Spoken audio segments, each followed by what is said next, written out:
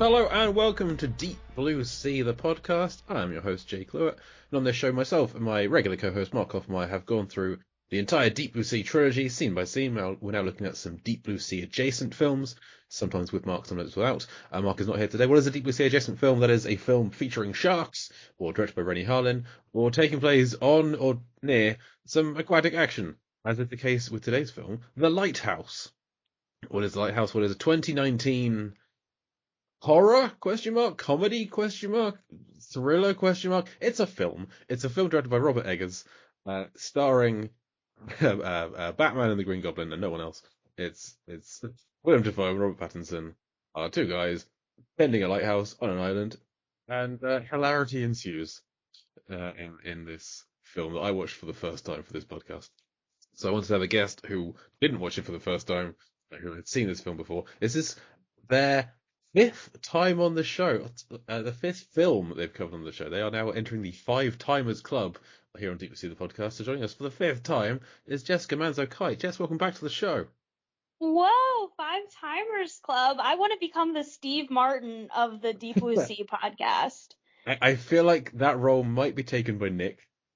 Because he's been on, he did all three Deep Blue Sea films and then has come back for Shark Night and Muppet Treasure Island and Godzilla vs. Biollante. So he is still, and the Shark Night music video.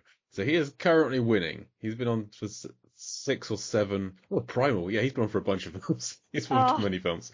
But I think you're in second place because you had, you hit Deep Blue Sea, then you had 47 Meters Down and Uncaged.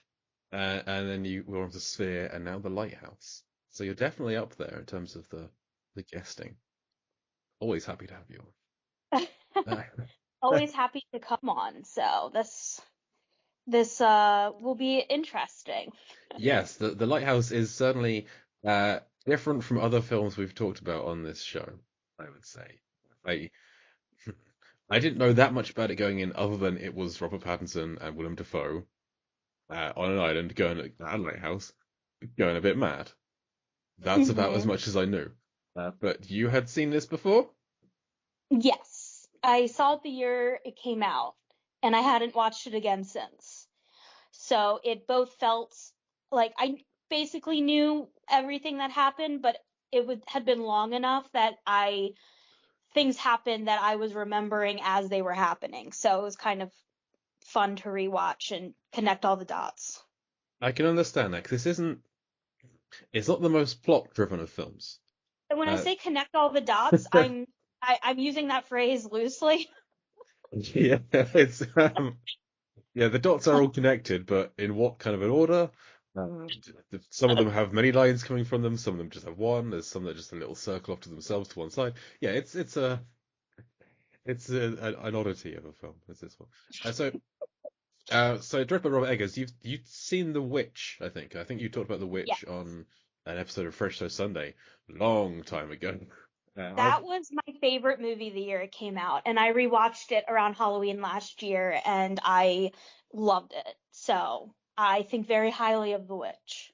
I have yet to see The Witch. That's what I haven't seen, but I have watched most of The Northman. Right, just this morning whilst doing some ironing. As it was intended to be watched, I'm sure, on a bright Sunday morning. And I like it so far. I wouldn't say The Witch is like super approachable. Like I wouldn't necessarily recommend it to like my mom or something, but it's more approachable than The Lighthouse. Yeah, that's what I've heard, and as is The Northman, because The Northman is basically Hamlet. It's Robert Eggers doing Hamlet. Just imagine what happens with that. Not what you might expect, but there is still like, oh, a character going on a journey. I get it, rather than what did I see? What? Why are they just saying what back and forth? Yeah, it's a fun. The Lighthouse is gonna be fun to talk about because I like to run through the plot, and I don't know how to do that this time around. So, because it's not like I can remember a bunch of things happening. I'm not quite clear on the order that they happened in, which ones were relevant, which ones actually happened. Yeah. Yeah, it's it's more of a mood piece, I guess, than a story. And that's not normally the kind of film I seek. I'm much more of I go for films for like an entertaining story that culminates with a nice arc, it ends, and I go about my day. Whereas this is like, this stays with you. Um, Yeah. I think there's an arc, but there's a lot of, like you said, random things in between that you're not totally sure of what they mean or if they're real, but there is there's an arc. There's there's a storyline. yeah, It's just that there's a lot of other stuff going on at the same time. I think And it's interpretive because a film you and I have talked about before is Mulholland Drive, which mhm. I watched it once and hated it. And then I came on the French to Sunday podcast back when David Lynch was your director of the month, and we hashed it out, and just talking about it made me like it a lot more. And Mhm. just like having an idea of posed to me of like this is what might have happened, as opposed to me Yeah. watching it and just scratch my head and goes, well, I've got nothing here. I don't know what, and I'm kind of hoping. I didn't hate The Lighthouse. I enjoyed the experience of watching it. I have questions, I have theories, and I think that's great. But Okay, cool. I'm gonna recommend it to no one. I don't know anyone in real life outside of podcasting and blogging that I think yes, you would like this film. Um, Yeah. I did not watch it I with my wife, for instance, because I didn't think she would I was approve. wondering if you even approached her to No. watch it because I could not see her enjoying this. Yeah, she But would I'm have bailed. curious, I think we would have got about like 20 minutes in, and she would be like, "Nope, out, done." I figured there was like a 50-50 shot because I would have I would have leaned towards you not liking it, but you do surprise me a lot with some things that you do end up liking that are maybe a little bit more on like the cerebral end. And I was wondering like how you would lean on this. So I'm glad I don't have to like completely convince you, on my own.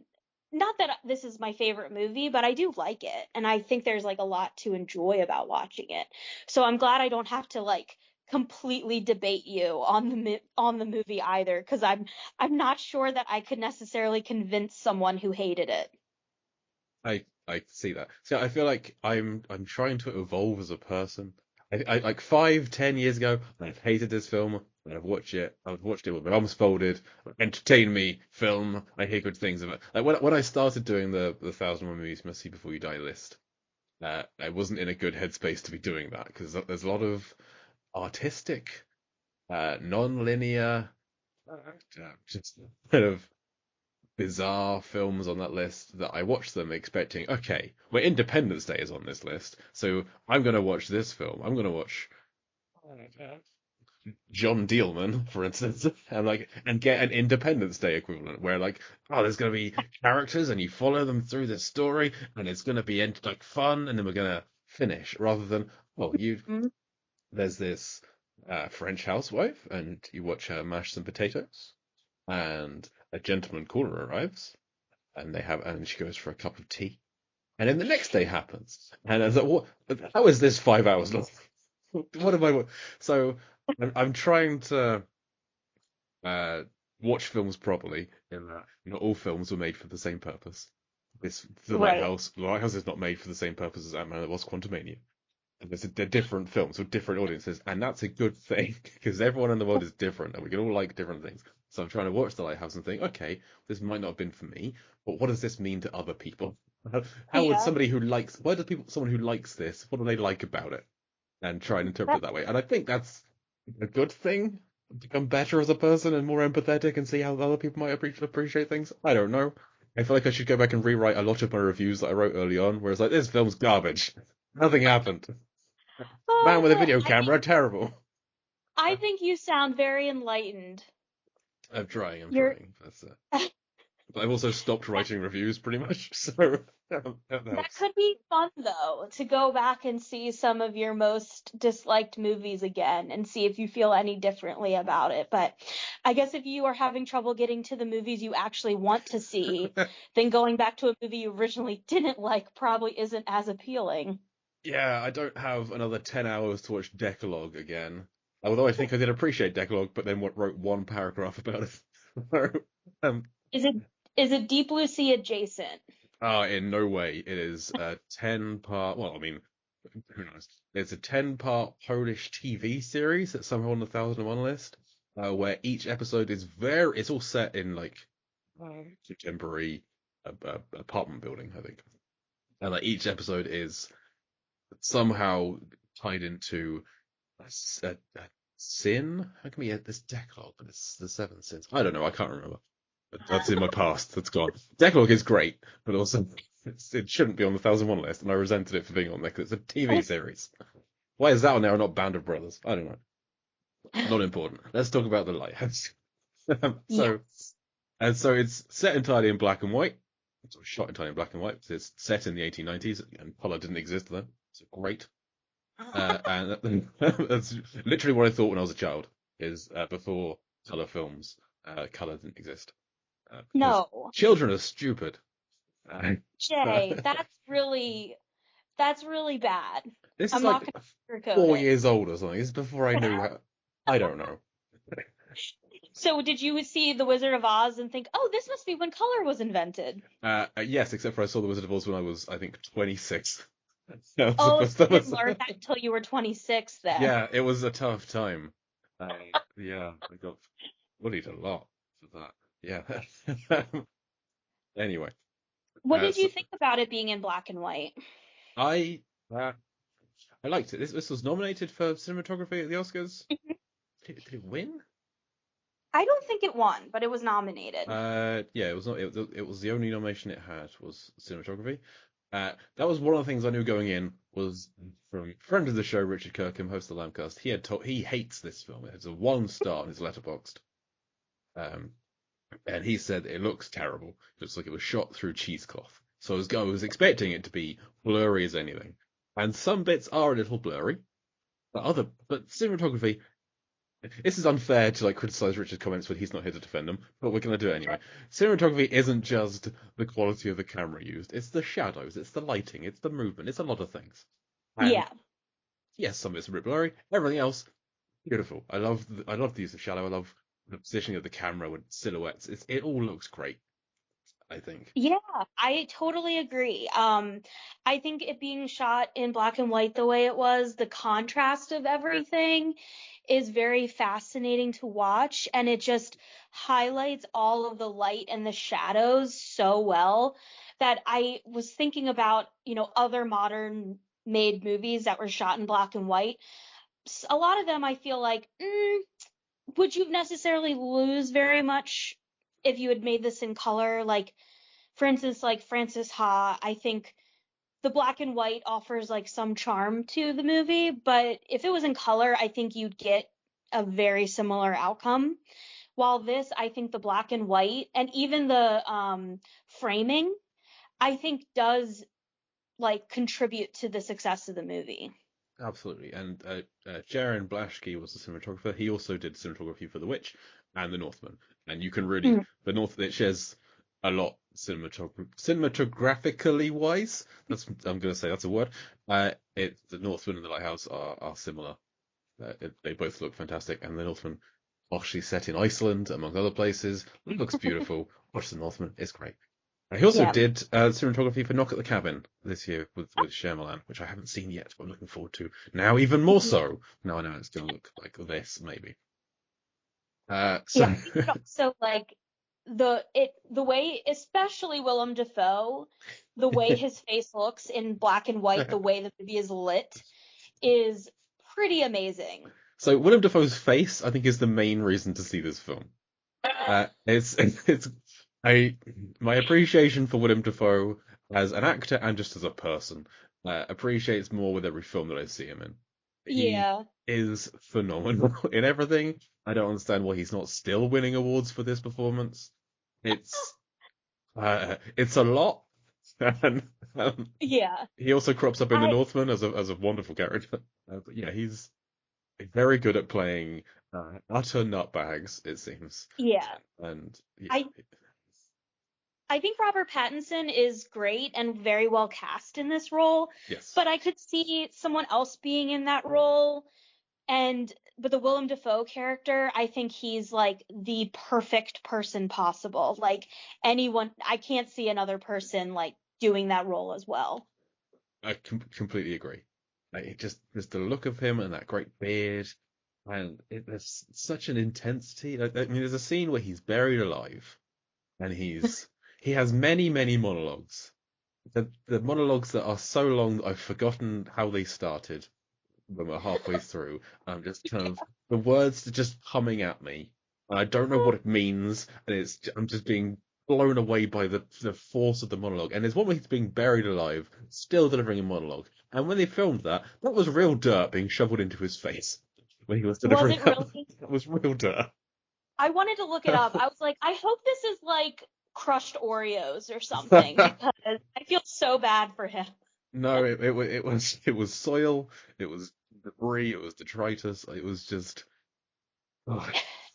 This is I'm gonna say up front, this is pretty bad of me to say this, but he did really chew the scenery in that one. I mean, he does. He chooses the scenery in the whole film. I know, yes, absolutely. He chooses the scenery, the ground, all of it. But just he's a force to be reckoned with in this film, and it's incredible. Like, say what you will about the MCU films, about No Way Home. He's one of the best parts in that coming back as a Green Goblin. I'm assuming. Did you see No Way Home, Jess? I haven't, but I mean, I Okay. kind of know at this point, the so-called surprises. Well, he was in the trailers, I think. So, which, Yeah. but yeah, he's like one of the best parts, and is uh, still insane. Green Goblin is delightful, uh, and he's like a jester in the Northman. Uh, so you can just imagine the kind of fun he's having there. Yeah. So it's just his dialogue, his delivery, his accent he's doing. It's all it's all fantastic. I loved every second of it. But yeah, I agree that Pattinson could have been played by other people. He apparently was less amenable on set. He's like a method guy who Mm, who would make himself vomit before each take or before what? each scene, and they had to request that he not vomit on Willem Dafoe at Willem Dafoe's request, which seems like a very reasonable request. Because Pattinson was like, "No, I can do it. I'm going to do it." I was like, "Oh, you need to don't do that." Yeah, Was this specifically for the vomiting scene, I or is think this like all like throughout shooting? from what I've heard, it's from all throughout shooting. It's just all of the every yeah. It's like to get into the headspace. The same reason why Hugh Jackman would take a cold shower every day before he played Logan. Pattinson wanted to Okay. vomit before playing this character. I mean, one of those seems slightly better than the other. Yes, one of them isn't off-putting to everyone around you. One of them is just making Yeah. you a little bit annoyed. Yeah, I feel like the problem where method acting crosses the line is when it like is detrimental to other people. And then it's like, okay, maybe cool it. You probably will be act just fine without doing this weird crap you want to do. yeah. I can't remember who the quote comes from, but you never hear about people being method actors when they're playing nice characters. You don't hear like um, it's always when they're playing like utter dirtbags. Like, you Yeah. you will carry me around everywhere. Bow down, don't look me in the eyes. Oh Just gosh. uh, yeah. So, but I do think Pattinson's good. His accent waves a little bit. He's often from Boston, but not always. Yeah. Uh, which fine. Yeah. I mean, that could be what 1890s New England accent sounded like. Who knows? It could have Right. evolved in the past 130 years. That's a long time. Did you watch this with subtitles? I did not. I feel like I should have done, but no, I just I watched it. I didn't either. I did go back and rewatch two scenes with subtitles just because I felt like they were important, potentially like plot wise. But Rob, for listeners who don't know, is my husband, who I watch most movies with, he does not really like watching movies with subtitles. I don't really care for it most of the time, but a movie like this I probably would have rewatched with subtitles because the writing and the accents are so thick that you really can't possibly catch everything. Yeah, that's So fair. I felt like I basically, like you said, like would be following along these monologues, and I felt like I was more so picking up the vibe of the monologue than like necessarily the exact word for word meaning behind the whole thing. Yeah, Which it's a to be gist kind of thing. Yeah. Yeah, which I mean is still like you said, this movie's very much like based on like you're kind of in the mood, like you're watching like a mood being created. So I think that kind of goes along with it, where you don't necessarily need every line of dialogue to get the overall effect. But I'm sure if you watch the whole thing with subtitles, you'd be like, oh, that's what they were talking about. Yeah. I mean, I heard, I'm not sure how true this is, but I heard part of this is based on a true story, which, I did read oh, that there was a an incident at like a between lighthouse keepers where like one died and the other one had to go on his own. Is that what you read? and they both had the same name. They're both called Thomas. Oh yeah, they're In the, both Thomas. yeah. Yeah, I think that's like they heard that and they built a story around that rather than because Robert and Max his brother Max Eggers. Max Eggers, a great name. Just no offense to Robert Eggers, Max Eggers, a better name. Uh, they just kind of heard, oh, two lighthouse keepers, same name, one of them died. Let's add a bunch of stuff to that story. Hmm. Yeah.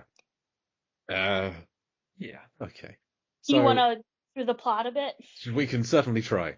Yeah. So the plot, they kind of arrive at this island. Do they both? Yeah, they both arrive together Hmm. on a little boat, and they see two other lighthouse keepers leaving carrying a box.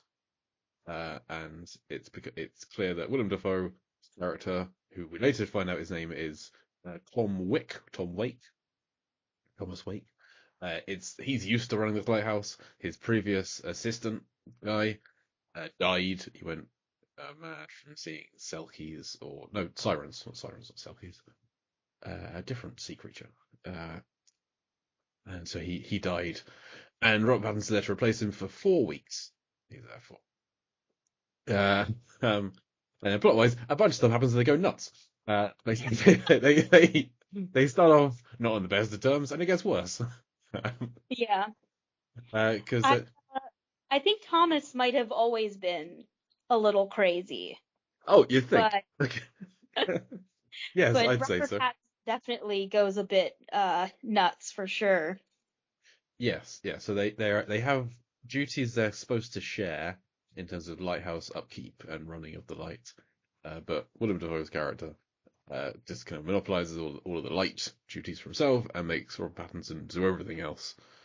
So lots of shoveling coal and maneuvering wheelbarrows and cleaning out the water and all these horrible jobs, whereas he just goes up there and runs the light. When we're kind of first introduced to Willem Dafoe's character inside, is he's urinating. There's a lot of bodily functions in this film. So he's like urinating behind a post in their bedroom, Hmm. and um, he does a lot of farting as well. The best description I've seen for this film is calling it artsy fartsy. That is, it is very much both of those. I take no credit, but that is perfect. Yeah. Because yes, you get a lot of farting from Defoe. All added in post, fortunately. He wasn't on set, he wasn't a method fart. I think it wasn't Hudson's character who had to do that. So yeah, it's a like real rundown, awful place to exist in. There's the blaring lighthouse horn blasts all the time. There's seagulls all over the place. Awful seagulls, malicious seagulls with the souls of dead sailors in them. Yeah, those are some mean sailors. Uh, Um, I wrote in my list or in my notes that it's like Robert Pattinson's character is just doing an unending list of awful tasks. Like everything he has to do looks awful. And it somehow managed to make it get worse as it goes through. And like, Yeah. there's no real clean water because Defoe wants them to have like a toast and have a drink of alcohol.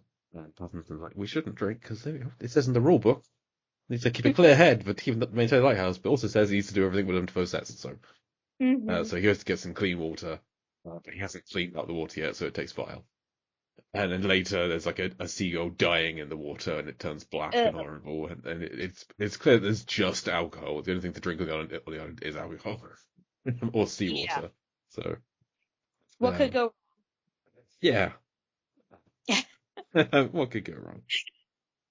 So the other odd direction this takes is it's an oddly sexual film.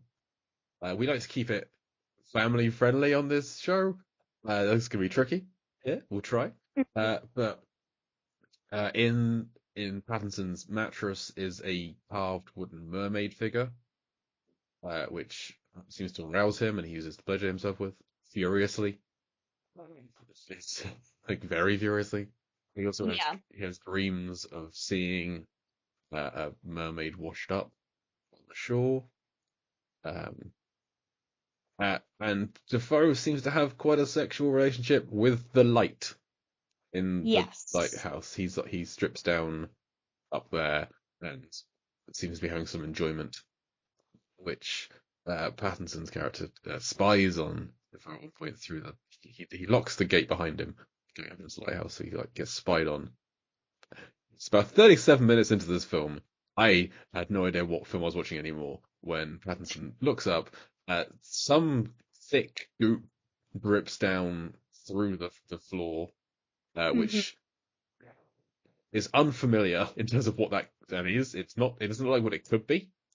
It looks alien from that. And then there's a giant tentacle. What the hell am I watching? What? My notes sort of WTF? What the actual F? A giant tentacle is all in capital letters. Yeah, I was keeping a running list of what was the potential delusions throughout the film, because there seems like, sure, you could probably read the film at face value and say like something like creature-ish is going on with the lighthouse, but I think more than likely there's some very weird psychological things happening. And several times there's things that happen where you're like, this can't be real. This has got to be a figment going on. Yes, I think that is certainly the case. Yeah. But I mean, I at that point I was still reading this as, well, this is a drama about madness, about isolation and madness. That's all this is. And it's a monster movie, fantastic, but it's not really a monster movie. There's a sea beast, but no, it's maybe an imaginary tentacle. But it's there. It's in the film. It does crop up a couple more times, but once more. I also feel like Defoe staring into the lighthouse light is like staring into the eclipse, where it's like, that can't be good for you. Yes, and we see at the end of the film when Pattinson like gets up there and stares into the light, it doesn't end up with him either. No. I think they were told they were directed to they were in an ecstasy coming from the light, but it was such ecstasy that it bordered on pain or delved into pain. It's just like a painful ecstasy, and I think that comes across in the performance. Yeah.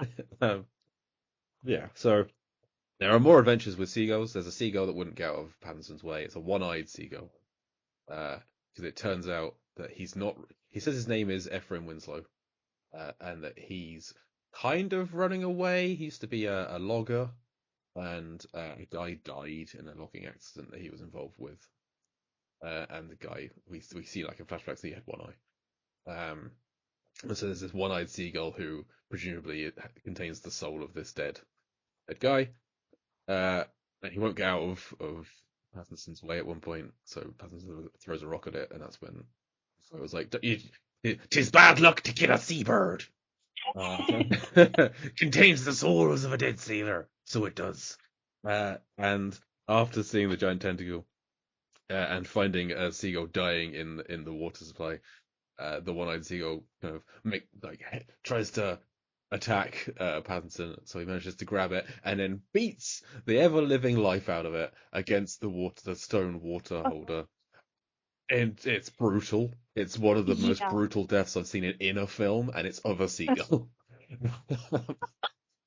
You are absolutely right on that. And it's like, if it's already bad luck to kill a seagull, if you kill it like that, like, that's gotta be even like Oh, worse than yeah. bad luck.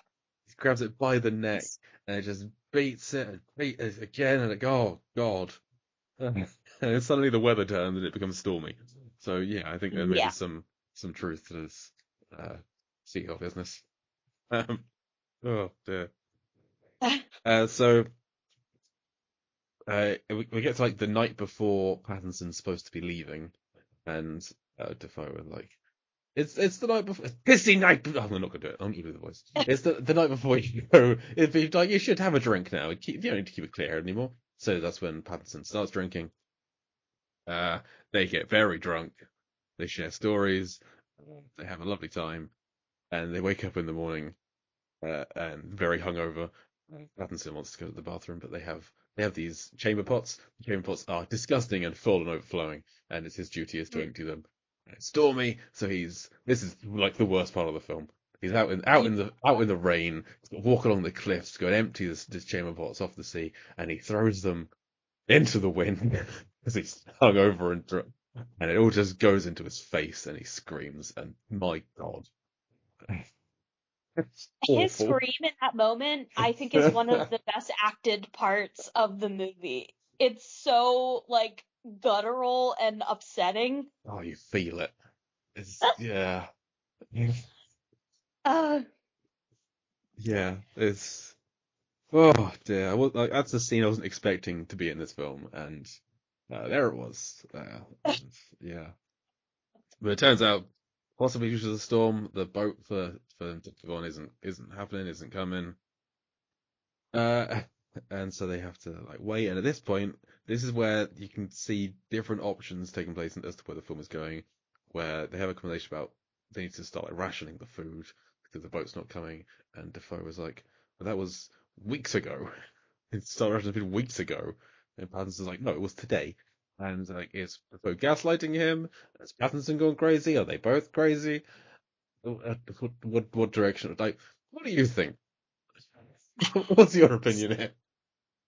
so this is the part where I feel like the movie gets like, well, obviously things really kick up a notch after this scene, but I feel like this is the part where I was like, whoa, okay, what is going on here? Like, you can really read it both ways, and I feel like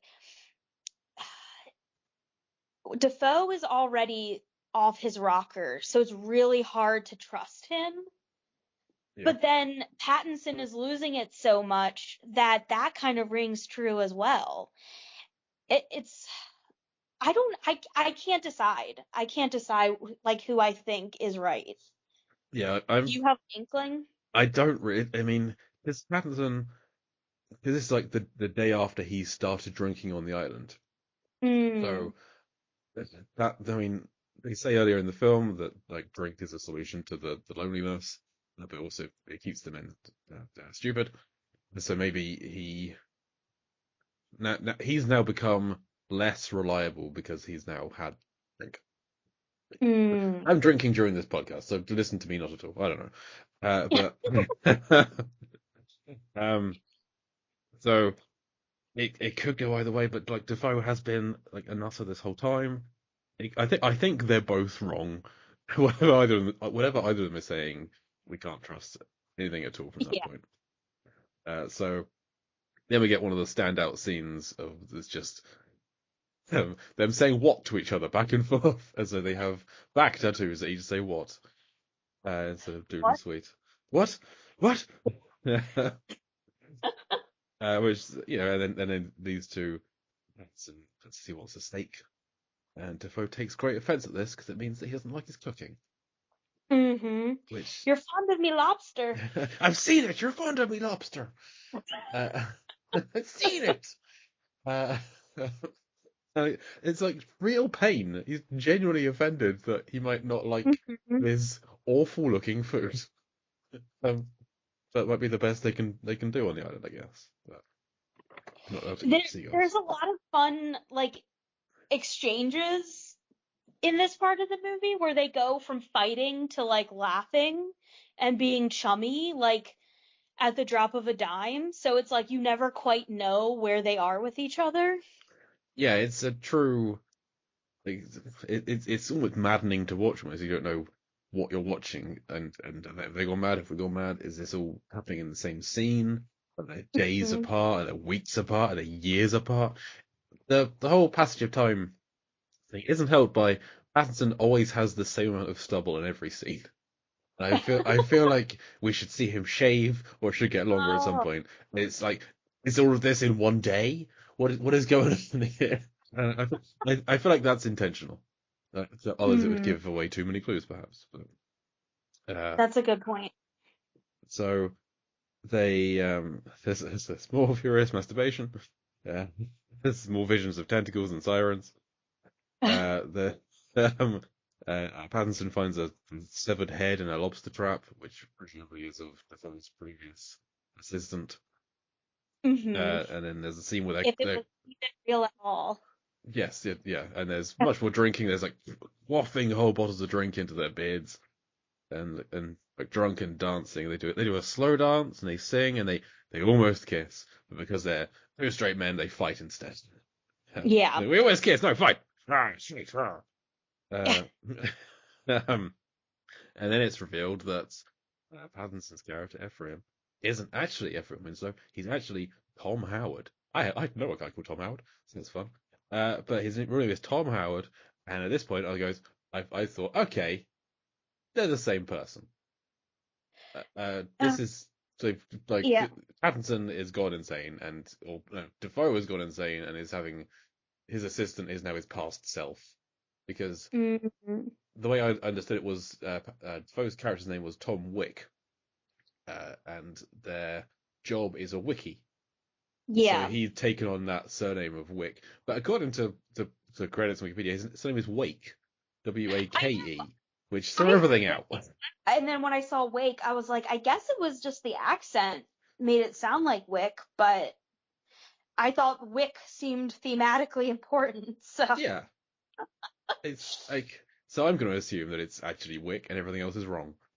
And so like them being both named Thomas definitely like makes it feel like that's a possibility of them being like somehow in like linked as the same person or somehow connected. But then it's also one of those things where it's like, or is it just they're both named Thomas and it's just there to kind of like tease you of these like possible things going on. yeah, it's in a time loop. Who knows? Should Bubbleweek be covering this on his podcast? Um, by the way, it's never really cleared up, so there's just No. theories you can have. And they do even say there's like a later scene when oh yeah, because Pattinson wants to leave and there's a lifeboat, so he tries to take the lifeboat out, and then Defoe comes and smashes it up with an axe and chases him back into the house with an axe. Hmm. And then Defoe was like, "Oh, how long have we been here? 5 weeks, 2 days? Where are we? We could be like I might not exist. I could be in your imagination. We could be knee deep in snow in Canada." And I was like, "Well, hang on, one at a time, please. Like, these are all theories I'm having right now. Stop it." So, so it's I think it's very intentional that it's not supposed to be clear what's Yeah. going on. They're just And then playing he's with you. like, then he tells Pattinson, "You were the one with the axe. You hit the boat, and you You chased chased me old with Tom. it." Yeah. And then the storm was really urging down upon them that the window breaks and the whole place floods, and Mhm. they wake up the next day. The water's drained mostly, but the chamber pot's floating, and Pattinson is urinating into a floating chamber pot and doing quite a poor job of it. Is this also the part where he throws up directly into the Yes, water that that's it. they're like playing in? He's peeing and then he falls to his knees and throws up where he was just peeing. So that's disgusting. Oh. The house is in like such ruins too. Like even the parts that aren't like flooded, everything is just smashed. There's, I believe, the axe is in the table. Yes, still, yeah. There's like everything is so messed up at this point. Well, Pattinson's not been doing his jobs. He's been lollygagging. He's been not keeping to his chores. But he finds Defoe's be keeping like a diary, which he's Hmm. normally kept locked away, and in the diary is written down that Pattinson's not been doing his jobs properly, and that he recommends he shouldn't get paid for any of his work, which seems unfair given what he's been through. And Yeah. so they fight some more, and they fight, and I think Pattinson gets Defoe on the floor, like throttling him, and then he sees Defoe as the mermaid siren, and then as Ephraim, the guy who died, and then as Poseidon, but as Defoe as Poseidon with tentacles and barnacles everywhere. Hmm. It's a fun scene, and then ends up telling him to bark like a dog, puts him on a leash, uh, and makes him walk around on his hands and knees, and then get him to a grave where he's buried alive, as we talked about earlier.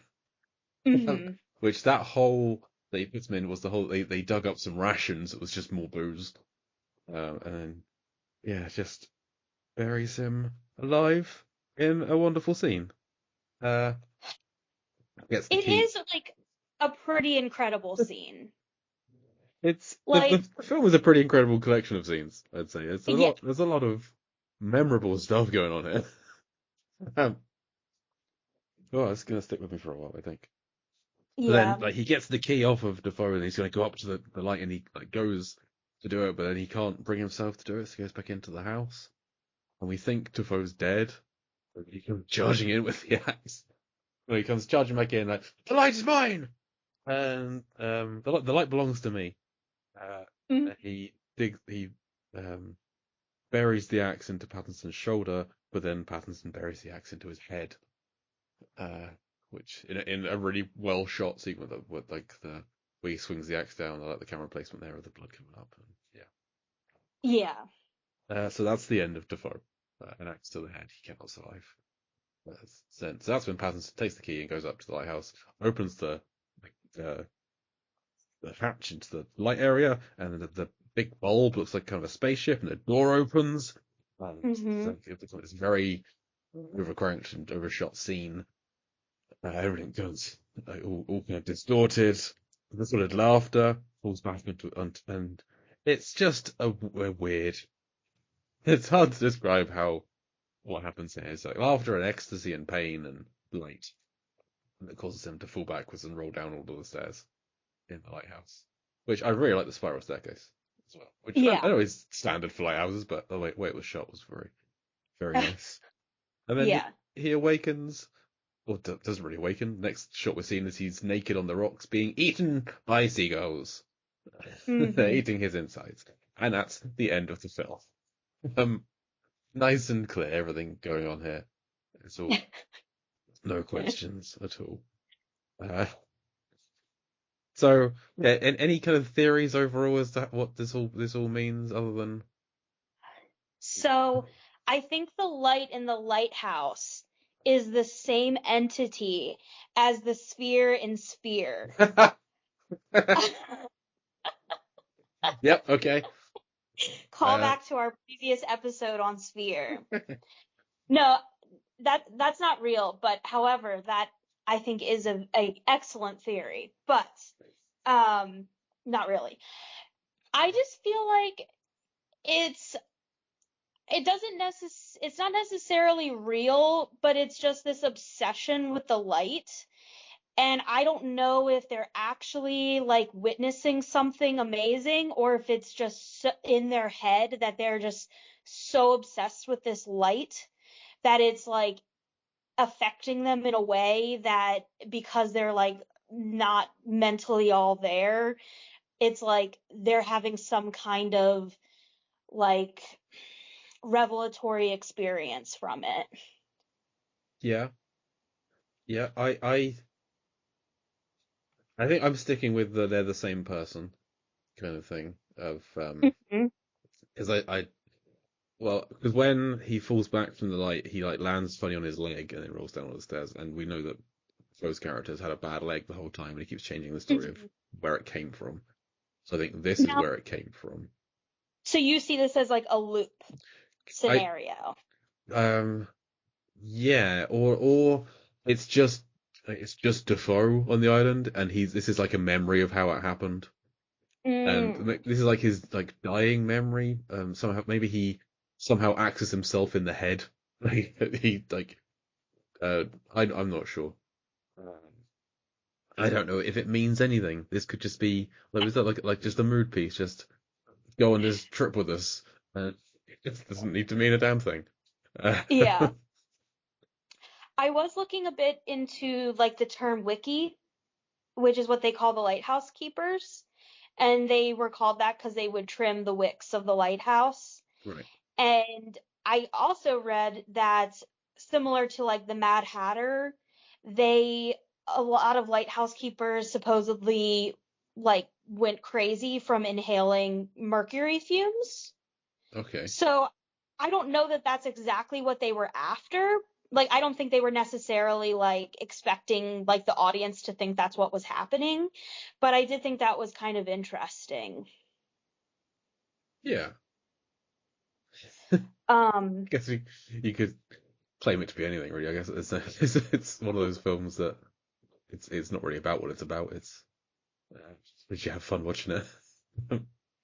I don't know that I go as far to thinking that they're necessarily the same person or like some kind of like fractured identity, although I'm not against that idea. Like I don't think it's like wrong necessarily, but I don't know that I'm completely convinced that that's what's happening.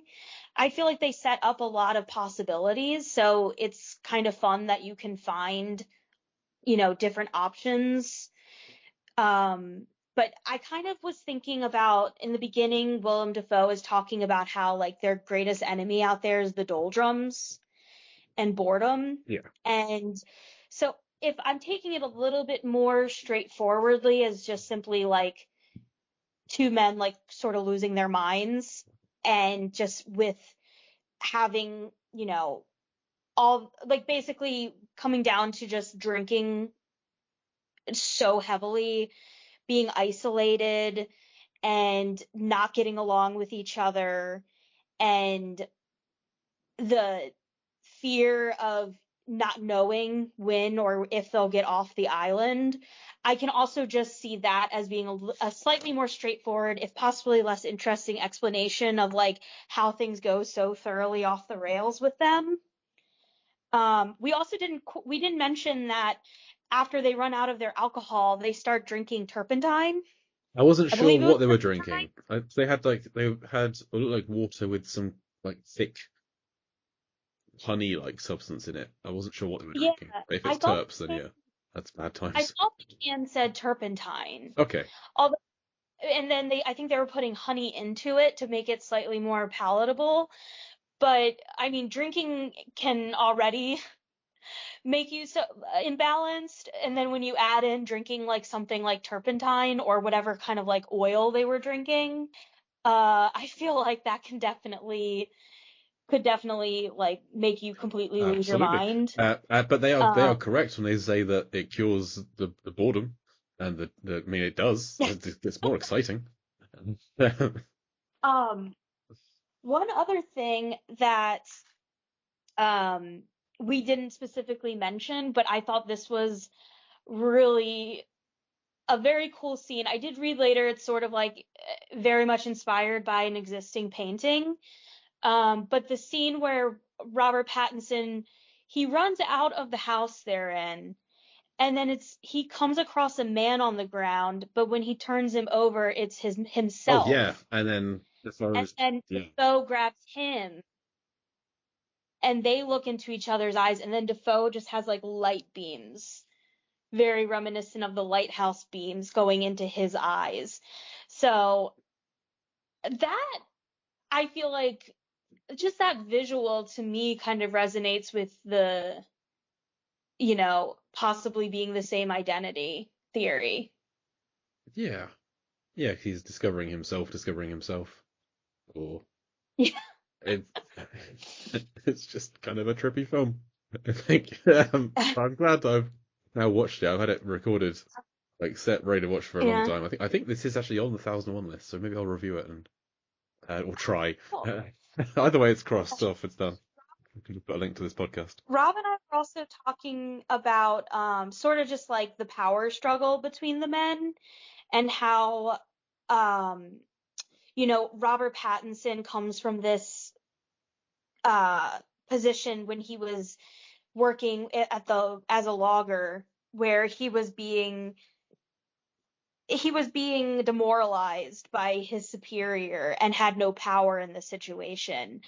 And maybe he was appealing, like this role was appealing because he going into it was like, oh, this is an even position. I'm kind of my own man out here. I'm not under the thumb of When he gets someone. there, And then when he yeah, realizes he is under the thumb, then it's like he's back in that same cycle where he feels trapped by this other person. And now it's like almost worse because he's isolated with just that person. yeah. And instead of doing nothing to stop someone from drowning, he takes action and axes them in the head. Yeah, well, he does nothing to stop himself from killing him. I guess you could argue. Yeah, I like that. That makes a lot of sense. If his backstory is true. Yeah. And I guess if you wanted to, that could, go into whatever your theory is too, if that's something that actually happened in his past and he's still just like reliving Yeah, because through he said it. he tried a lot of jobs, nothing really stuck. So maybe like becoming a wiki was the one that actually did stick. But he went mad in the Hmm. process. I do like the idea of when they're having one of their drunken uh, dance, sing, fight sequences, the boat does actually show up. Kind of has a look in and goes nope, and heads back to shore. And just no one ever came back to the lighthouse ever again. They wrote that one off. They said it happened again. Build another one. Yeah. We did one of my favorite scenes was when they were whitewashing the lighthouse. When this has Oh got God, yeah. Pattinson dangling on a rope, and Defoe's like, "You never been in safer hands," and then the rope breaks. He's just that's it's pure comedy. That's a very slapstick scene. And then when he wakes up, the Yeah. seagull's ripping holes in his clothes. It's just the seagull's a dick. Yeah. Good. Well, did you have any other thoughts or any other bits we skipped over for the lighthouse? Okay. I wrote down a few questions Okay. for you. I know you're the No, host, please. but okay. Besides the whole going crazy, like, and maybe with a little less of like, only doing the gross jobs, is there any part of you that would enjoy a job like this where you're just like out on taking care of this lighthouse for like a month at a time? Like, is that appealing to you at all? Or do you feel like, no, you would have no interest in I doing think it that? would. I mean, we regularly go to Scotland on holiday, as you know, and we do that because it's like cut off from everything, middle of nowhere, and we just get away from everything and just go for walks with the dogs. And I really like that kind of existence. It beats my regular job is just sat in an office all day, like going insane. A different kind of insanity. Um, so I think having this like physical, useful, actually like meaningful work that he's doing, like the Hmm. lighthouse has a purpose. It's like saving lives. It's like this is a thing you should like. It's an existence that does appeal.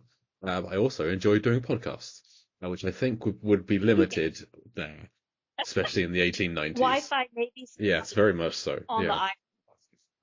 island. Uh, Yeah, I kind of agree. Like, I don't know that I would necessarily want it to be like my job, but I'm like, that does seem like you can kind of romanticize the idea of like being out on this island and like taking care of this and just kind of like having this sole purpose for a while.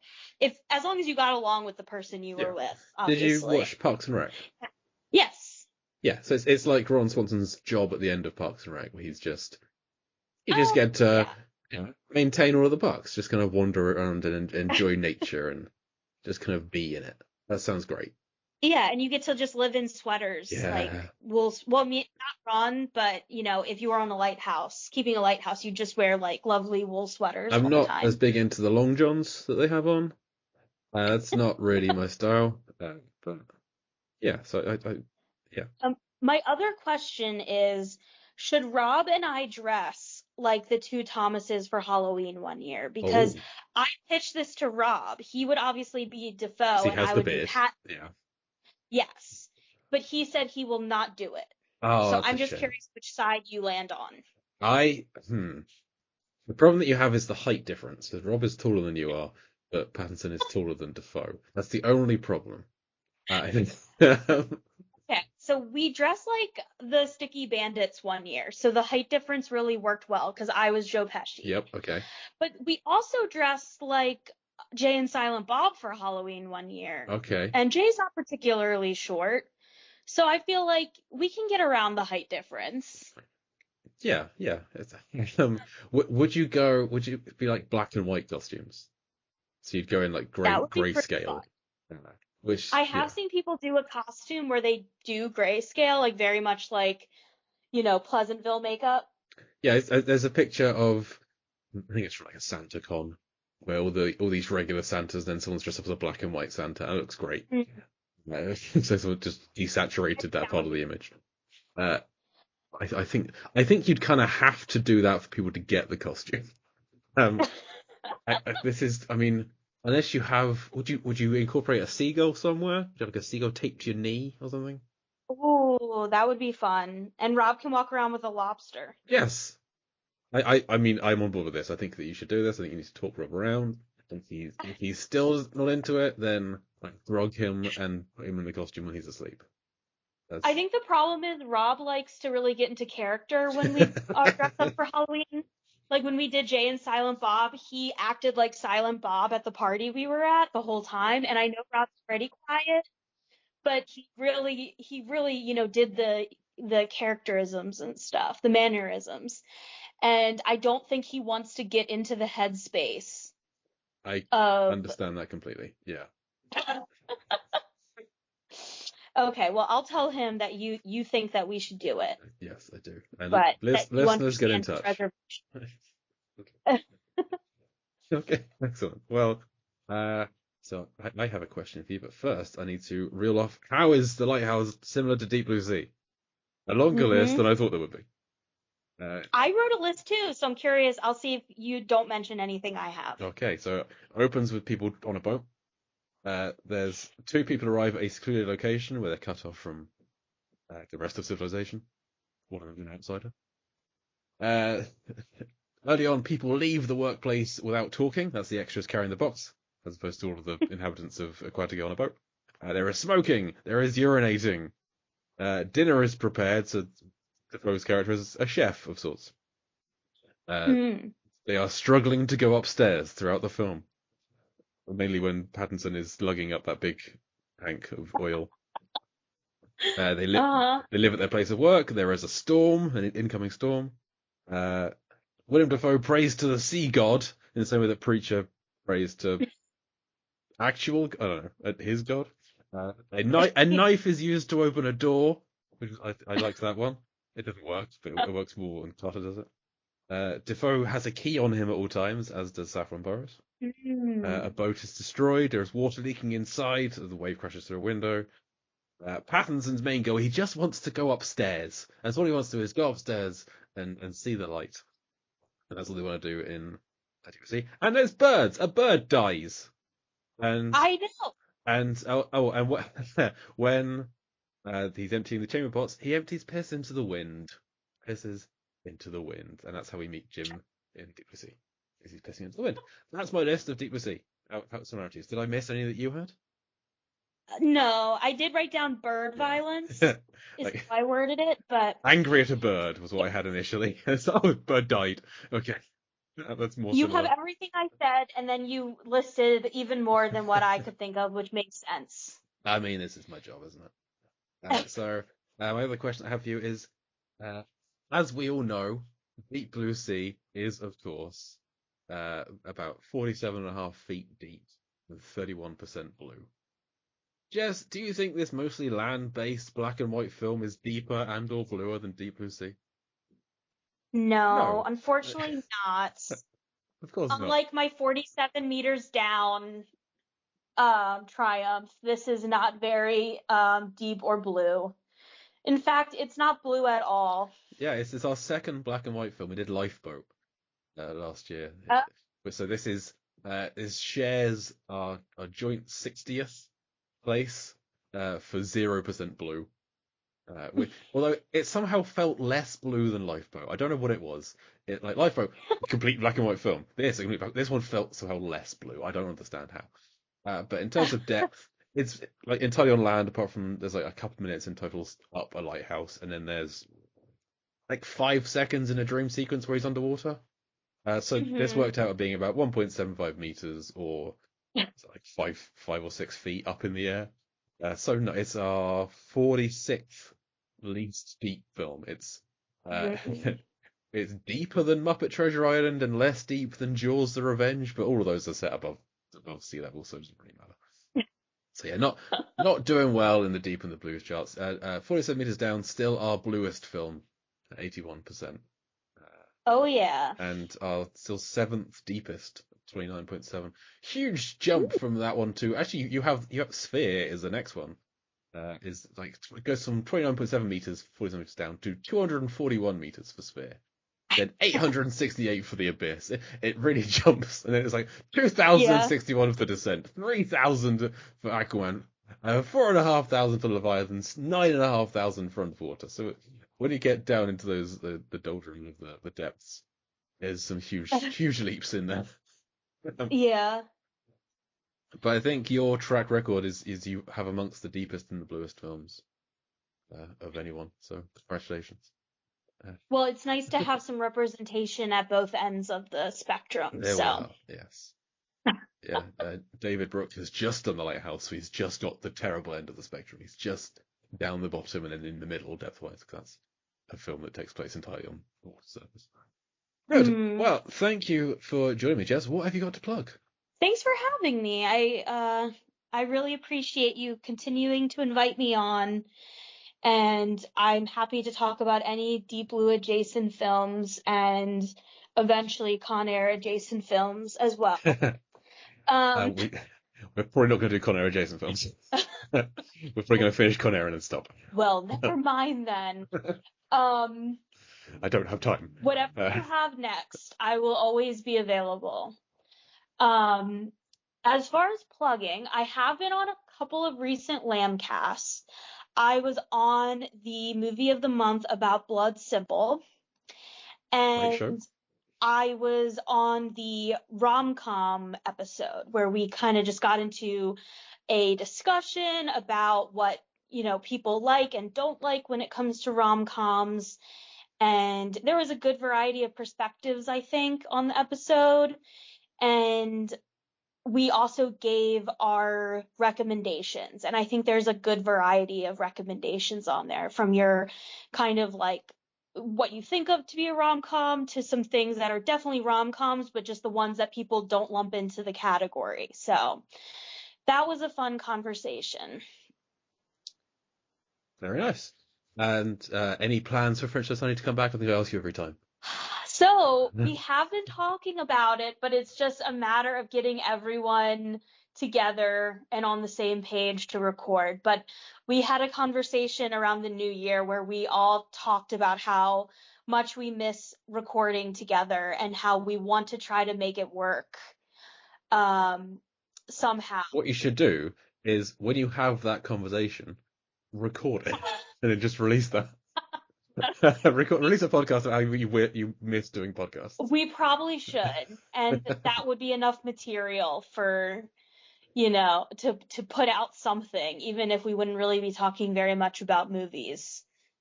Well, that's what you kind of hijack it. You say, look, just have a chat about doing the podcast, and then about 20 minutes in, you say, so what's everyone's seen lately? Anyone seen any good films? And just try what's your top 3 films you saw last year? And just hijack it and turn it into an FTS show, and then just release it. We should. And do one of those every couple of months, and eventually people might twig on. I don't know. Yes, but we are definitely hoping to bring back FTS in some capacity this year. I've heard it before, but I look forward to it nonetheless. Good. Listeners, don't hold your breath. Yeah. But look forward to it. You should. Or do if you're trying to set some sort of record. Yes, by all means. As for me, you can hear me and Mark over on Con Air, the podcast, going through Con Air scene by scene. Jess will be joining us later in the film because she wants to talk about Monica Potter. She wants to talk about Monica Potter, so there's a brief reappearance of Monica Potter in a future episode. Which, had we known you wanted to talk about Monica Potter, we would have had you on for an earlier scene. But there we are. It's okay. So you'll be on. You can talk all the Monica Potter you want to talk about, even though she's in it for like 3 seconds. It doesn't matter.